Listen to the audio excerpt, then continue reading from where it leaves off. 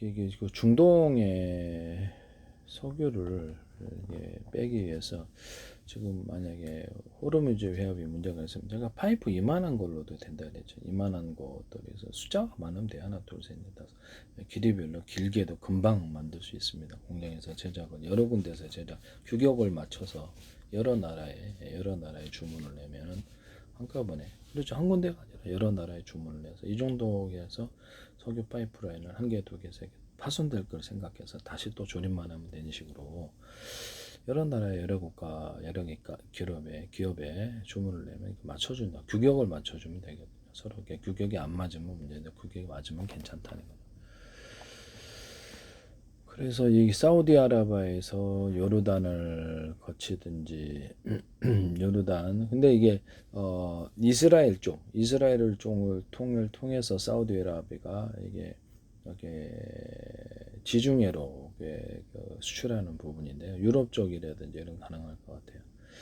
아니면 이라크 쪽에서 터키에도 공급을 해야 되니까 이라크 쪽에서 저쪽으로 보내고, 쿠웨이트도 좀 불편은 하겠지만 당장 대안이 유럽 쪽으로 빼주거나 지중해 쪽으로 빼주고 터키를 통하거나 아니면 요르단을 통해서 이스라엘로 해가지고, 사우디아라비아도 요르단을 통해서 이스라엘로 가면 최단 거리죠. 이라크도 요르단을 통해서 이스라엘로 가면 최단 거리입니다. 그럼 요르단 쪽에 일단 분쟁이 없어야 되겠습니다. 분쟁이 없어야 되겠고, 이스라엘도 해서 파이프라인을 통해서 수출을 하면 쿠웨이트도 거리는 좀 길지만 사우디아라비아를 통해서 가는 방안, 이라크를 통해서 가는 중에 사우디아라비아를 통해서 요르단 가면 최단 거리인데요. 이렇게 해가지고 수출을 유럽 쪽으로 빼는 느낌, 지중해 쪽으로 빼주면 괜찮은데요. 유럽에 어차피 많이 남으니까. 그래서 요르단은, 저는 중동이 이렇게 극단으로 가가지고 핵전쟁을 일으키는 이런 것들에 대해서 말이 안 된다고 생각하는데요. 아브라함 자손이고요. 이스라엘, 또 이란도 예전에 페르시아 이렇게 국가였을 때 에스더가 그 왕가를 형성한 적이 지금도 있다고 생각합니다. 역사적인 사라졌지만 그것이 완전히 멸절했다는 증거가 안 나오기 때문에 계속 거기서 번성을 했다. 다시 이렇게 이스라엘 쪽으로 돌아온 사람들도 있지만, 그래서 요르단은 압도적인 순위파 중심이다라고 나와 있고요. 레바논은 18종파가 섞여 저기 복잡하다. 그래서 두 나라 모두 이스라엘 하마스 전쟁에 불안정하다 그랬는데, 그래서 요르단을 통해서 가는 방안에 대해서 말씀을 드리는데,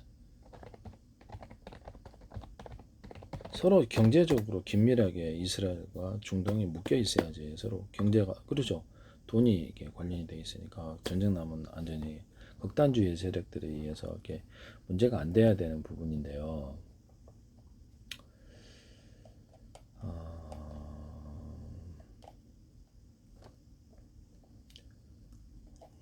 그래서 이쪽으로 파이프라인을 둬서 석유나 가스를 수출하는 방안인데, 이스라엘 쪽에 이렇게 전쟁으로 인해서 피격을 당하지 않는 쪽으로 가야 되겠죠.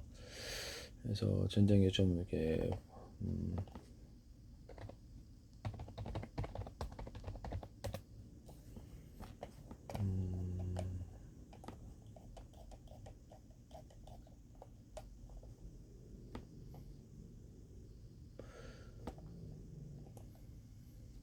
레바논을 피해서 하면 되지 않겠어요? 예. 레바논을 피해서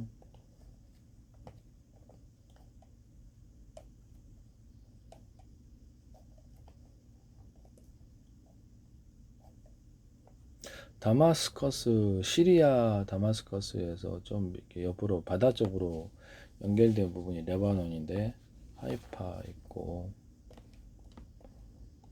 그래서 그쪽을 좀 전쟁 지역을 피해가지고 이 요르단을 거쳐가지고 석유하고 가스가 지중해로 나가는 방안입니다. 그래서 괜찮다라고 저는 생각하고, 유럽 쪽에서는 도움이 될 거라고 생각하는데, 유럽의 국가가 많아서 오히려 이쪽을 점유율을 높일 수 있어요. 그래서 그 이스라엘하고 경제적으로 이익이 묶여 있어야지 서로 간에 갈등 관계가 없는 거예요. 네. 이런 부분을 말씀을 드려요. 전쟁적으로 좀 피해서 요르단에서 이렇게 그쪽으로 이렇게 거쳐가지고 이렇게 파이프라인을 만들면 상관없지 않나라는 생각을 듭니다. 이만한 파이프라인을 이만한 걸로 건설하면 이제 숫자가 많으면 금방 건설할 수 있거든요. 큰 걸 하려고 그러니까 이게 문제가 되는 거예요. 그리고 거기에다가 파이프라인을 통해 미리 갖다 놓고 수출하는 방안에 대해서 한번 생각을 해봐야 될 텐데요. 이스라엘이 딱 지중해를 딱 깨고 있는데 최단거리란 말씀이죠. 다른 나라는 이렇게 터키 쪽으로 가도 되는데 너무 길고 너무 멀죠. 너무 멀고 이라크를 통해서 가야 되고 이라크를 통해서 가야 되겠죠. 현실적인 대안은 이스라엘을 통해서 지중해를 통해서 가고 그것이 이게 터키도 갈 수 있고 유럽 쪽 다 유럽 쪽이 커버할 때가 많죠. 네네. 그렇게 가는 게 현실적인 대안이다라고 생각이 듭니다.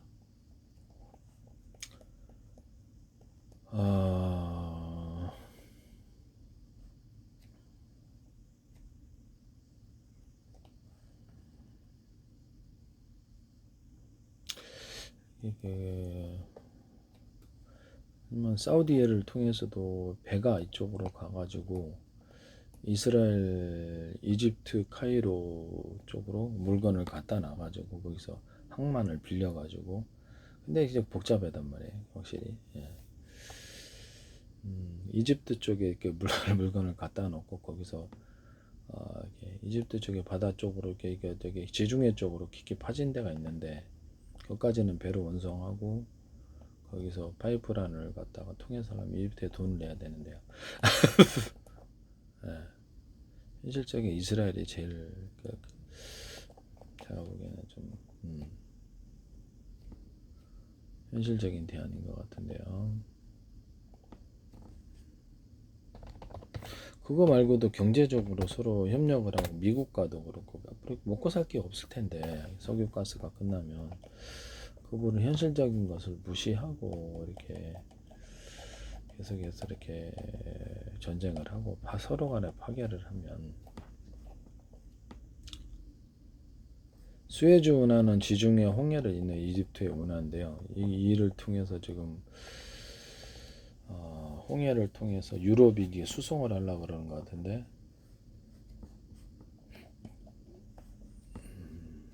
유럽서 주요 선사들 지중해 홍해를 잇는 이집트의 운하인데 아프리카 대륙을 돌지 않고도 아시아 유럽 운송을 가능하게 한다.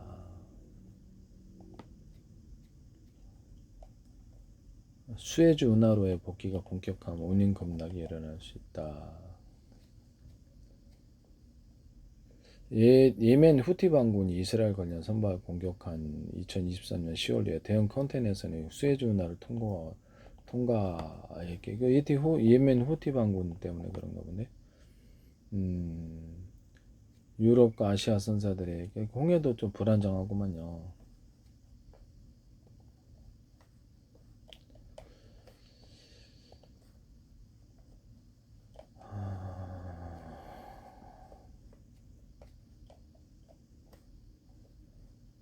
파이프라는 이만큼 만들면 부서져도 곧바로 교체가 가능한 부분인데요. 되게 빠르게 교체할 수도 있어요. 지중해 홍해를 수에즈 지역을 통해 원하는데 수에즈 운하 홍해를 통해서 가더라도 여기 수에즈 운하와 예멘 후티 방금 홍해 쪽에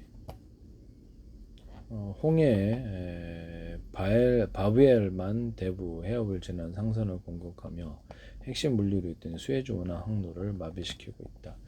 그로 인해서 주 해운사들의 운항을 중단하고 우회하면서 글로벌 공급망 차량의 물류비 상승이 전개하다. 홍해도 지금 수에즈 운하 쪽에 막혀 있고 이쪽도 막혀 있는데 그래서 2020년전에서 공격을 재개를 했어요. 후티 반군이. 수에즈 운하 통항 재개 전망이 불투명. 그래서 통항량이 60% 감소한 상태. 유럽, 아시아에 있는 최단 항로가 막혀갖고 아프리카 희망병으로 우회하고 하며 그래서 글로벌 공급망 이란의 지원을 받는 것으로 알려진 이렇게 후티 반공 홍해 안보를 위협하며 중동을 긴장을 시키고 있다. 이집트는 수에즈 운하 수입 감소로 큰 경제적 타격을 입고 있다. 파이프라인을 통해서 가는 게 현실적인 대안일 것 같은데요. 금방 건설할 수 있다라는 것이. 이거 말고도 경제적으로도 서로 얽혀 있어서 서로 간의 전쟁을 극단적인 상황으로 가지 않는 그런 것을 만들어줘야 된다. 부서져도 금방 이 정도 파이프라인이면 금방 교체할 수 있다는 엄청나게 큰 거는 이렇게 주문하고 저거 저기 최고도 갖고 있고 그러면 되는데요.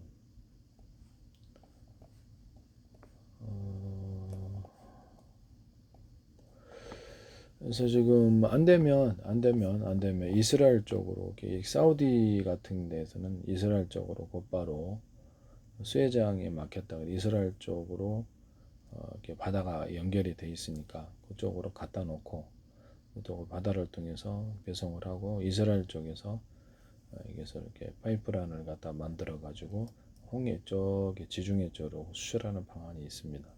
바다가 이스라엘 쪽에 저기 사우디 쪽하고 연결이 돼 있는데 사우디는 가능할 것 같습니다만 홍해가 완전히 아직은 가로막힌 게 아니라서 말씀이죠. 네네. 비용이 좀 많이 들죠. 예멘 그래서 만일의 경우라는 게 있잖아요. 만일에 그래서 안 됐을 때 수출할 수 있는 이런 통로를 만들어 놔야 되는데요. 예멘이 지금 홍해를 가로막을 수 있는 예멘 반군이 있어서 홍해를 딱 입구를 딱 가로막을 수 있는 부분이 있어서 그러면 현실적인 대화는 스웨즈 운하도 지금 공격을 한다라고 하면은 이게 사우디에서 스웨즈 운하를 통해서 들어가는 건 괜찮을 것 같은데 아직은 잘 모르겠네요. 다른 나라는 통과를 못 한다는 거잖아요. 그러면 사실상 이스라엘 쪽으로 파이프라인을 해서 석유가스 수출하는 것, 그다음 경제 교역을 서로 간에 강화시켜 주는 것. 이라크하고 쿠웨이트 이런데 경제 사우디아가 경제적으로 서로 강화시켜서 이렇게 경제 동맹을 맺어야 될 것 같은데요. 그래서 현실적으로 이쪽 방안이 가장 유력한 것 같습니다. 경제적인 측면에 정치적인 측면에서도 사우디, 이라크, 그다음 쿠웨이트가 경제 동맹을 맺어서 같이 움직여주면은 이란의 어떤 호르무즈를 가로막거나 해가지고 이란 중동 전체를 사실상 정하고자 하는 의도를 상당히 깨버릴 수도 있다라는 것을 말씀을 드립니다. 일단에는 당장 배를 통해서 사우디가 이쪽으로 갖다 놓는다. 그러면 이스라엘이 여기서를 통해서 파이프라인을 신속히 건설해서 지중해 쪽으로 그쪽으로 뺀다. 이 방안이 있을 수 있다. 가장 단기간에 건설할 수 있어요. 왜냐하면 전쟁 중이기 때문에 이라크, 쿠웨이트가 여기서 요르단을 거쳐가지고 만들기에는 그렇죠. 이게 거리가 너무 길단 말이에요. 그렇지만 사우디아라비아는 바다를 통해서 이스라엘 쪽과 곧바로 연결이 돼 있어서 그쪽으로 물건을 갖다 놓을 수 있다. 그리고 거기 이스라엘을 통해서 석유, 가스를 파이프라인을 건설하면 최단 기간에 건설할 수 있다. 저 굴도 여러 개를 파놔야죠. 네네. 이게 현실적인 대안이니까 유럽 쪽의 물량은 도로 커버를 할 수 있다. 터키도 그렇고 물류비가 터키는 일단은 저기 국경을 이라크하고 이렇게 연결하고 있어서 갖다 쓰는 데는 지장이 없을 것 같아요. 그렇지만 여러 나라에서 받아쓰고자 했을 때 터키도 이스라엘을 통해서 들어오는 석유, 가스를 받아들일 수 있다라는 거. 터키도 같이 협력할 수 있는 구조가 되는. 그래서 이거 좀 어떻게 한번 생각을 해봐야 되겠는데요.